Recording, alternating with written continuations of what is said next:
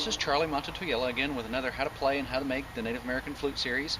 Today we're going to do something a little bit different. Today we're going to focus on the more intricate and elaborate and very different to make hardwood and softwood flutes. With something like this where it's not hollow already, we're of course going to have to put the hole in it. We're going to talk about that. But the first thing I wanted to tell you was that some of the procedures and steps and techniques that we use are very dangerous. And if you're not a skilled woodworker, you definitely need to become one before attempting a lot of these projects. I've actually cut fingers off and I've got countless scars, so I definitely have stayed the course. But I just want to give my little disclaimer. Please be careful. Obey all owner's manual laws. Wear your goggles. I like to wear mine up here most of the time, it seems, but I do put them on my eyes when I need to. In either case, what we're going to do today is make a western cedar flute. It's going to be made in several parts, as you may tell by the lighting change between this portion of the video and the next. We're starting this one at about 6 p.m.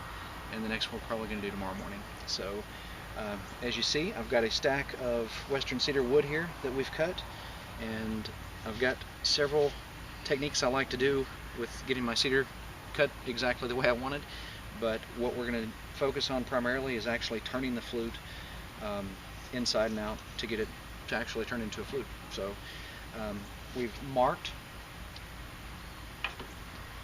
already. Whoops, not this flute.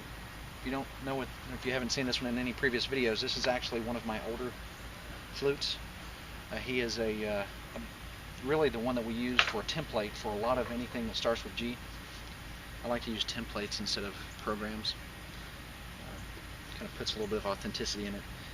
But anyway, this is almost 20 years old Cherokee flute that we're using as a pattern here. I like to make sure I always use the same one as a pattern too, because if you change this one a little bit and the next one a little bit and the next one a little bit, eventually the holes might be all over the place. So this guy is my original Cherokee flute, first one I ever made, and actually still plays good too. I think I played it in one of the other videos. I know you've got to be curious.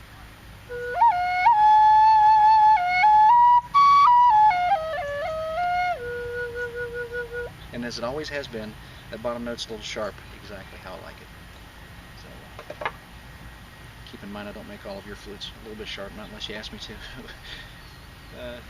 What I have done is on the side of these two pieces of wood, which were cut from the same square block, I have drawn lines so that I know where the air hole portion is going to be up in here, and so that I know where the flute chamber portion is going to be. And if you notice, this is my sound hole here, and this hole here is actually where the flute ends. There's 4 of them on this one. It's a different style that I used to make, and it ends right here. So I have enough flute diameter, or flute length rather I should say, to accommodate for this flute's needs of making the sound it needs to be. Plus my router bit's a slight bit larger than the 5/8 in here, so I could probably push it up a little bit and still get the same A or A flat out of it that I'm looking for. So having said that, I've marked all of my other blanks already, as you see, and what I'm going to do, as you notice too, I marked these all on the same side. I'm going to route this on my router table, and picking up where the spots are here, it's going to be routed, but this is going to be solid for my partition inside of it, and the part over here is solid so that I can fit it on my other router, or my other lathe router that I have, which you'll get to see in the next video. And then I'm going to put it back down and start cutting through here until the end, and I'm going to leave that blocked off. One thing very important I want you to see is how I do this. I draw the lines on the same side of the wood, and when I do that, when I'm done routing this piece, I'm going to flip it over like this and route the other piece. And what this does is it keeps the same side of the wood against your guide fence there, so that you're always the same distance away from the fence with the router bit. So kind of technical, a little tricky, very helpful. And this is my fence here. I'm going to line it up so that the center of the wood is lined up relatively evenly with my bit. Just kind of double and triple checking there. It's not going to be perfect, believe me. It doesn't have to be perfect for you to come out with perfect flute. The way that I make flutes is a little bit more quicker, I guess, than a lot of my friends and other flute makers around the world. Techniques that I use are to make quick, good sounding flutes because we sell quite a few of them. So I like to make them sound really good. It's always been my goal to make sure that they sound and play proper. And it took me some time, but I learned how to do that fast. So instead of measuring this with my caliper, which I do have over here, and I will use in just a moment, but instead of measuring it with that to make sure that I've got it correct, or checking the lines, because there's actually a ruler on this guy, instead of checking all that, I like to use my piece of wood. And the reason I do that is because I change the type of wood that I use from day to day. Sometimes from hour to hour. I might be making it out of western cedar now and walnut tomorrow, or whatever. And in doing so, I might cut the piece a little differently. So it might be a little thicker or thinner. It may be one way or the other, and I need to make sure that my router bit is in the middle of it there. So one other thing we need to check is the depth. And the best way, in my opinion, is this little $1.99 Harbor Freight plastic caliper that I've been using forever. I've got other ones, but you know, cheap is simple. What I'm going to do is I'm going to measure the width of my little 3/4 router bit here. Please ask questions if you want to know the type of router bits or whatever, any of that kind of stuff. And what I'm looking at here is about 19 millimeters, which is almost exactly 3/4. So we need to cut that in half, and I'm going to cut it down to 9.5 millimeters. The reason we're cutting in half is because we're going to make two pieces of the flute here. One half of the depth needs to be in this flute piece, and the other half of the depth needs to be in the other flute piece. What I'm doing now is checking the depth of my router bit, which is just a little too much in my opinion. So we're going to make it just a little bit shallower. You gotta watch these guys too, they move a lot, so go back and make sure that you're on the 9.5 millimeter range if that's the size bit you're using. And once again, there are other ways to check this too. There are much more accurate calipers, and oh my gosh, you could lay a flat edge down so you could check it, but I do a lot of stuff by sight and by feel instead of by the numbers. What I'm going to do next is go ahead and route this guy, and it's ready. So I put on my goggles. You'll get to hear this lovely sound of a router.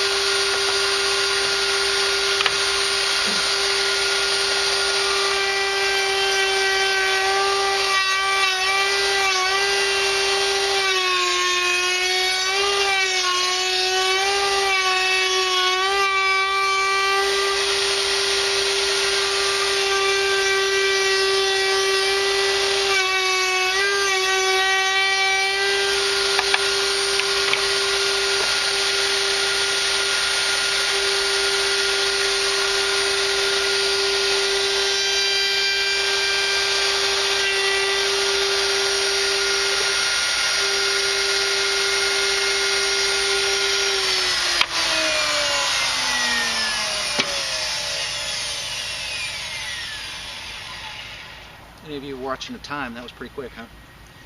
I only made one pass. Kind of dangerous to some, but this wood is so soft it's easy to make just one pass.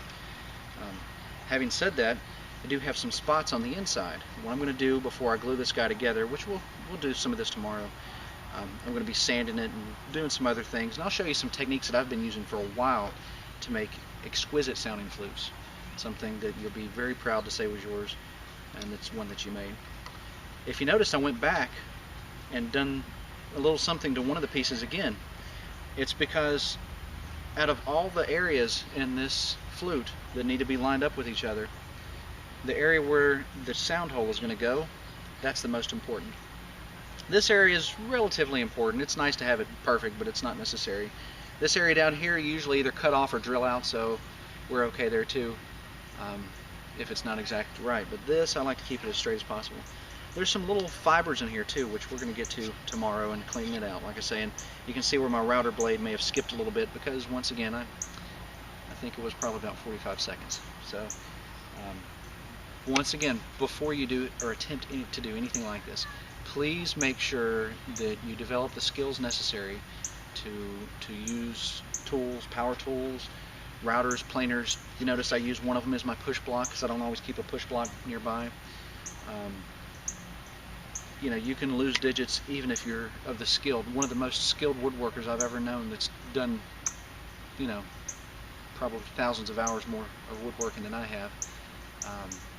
It was missing several fingers on one hand, you know, and part of one I think on the other.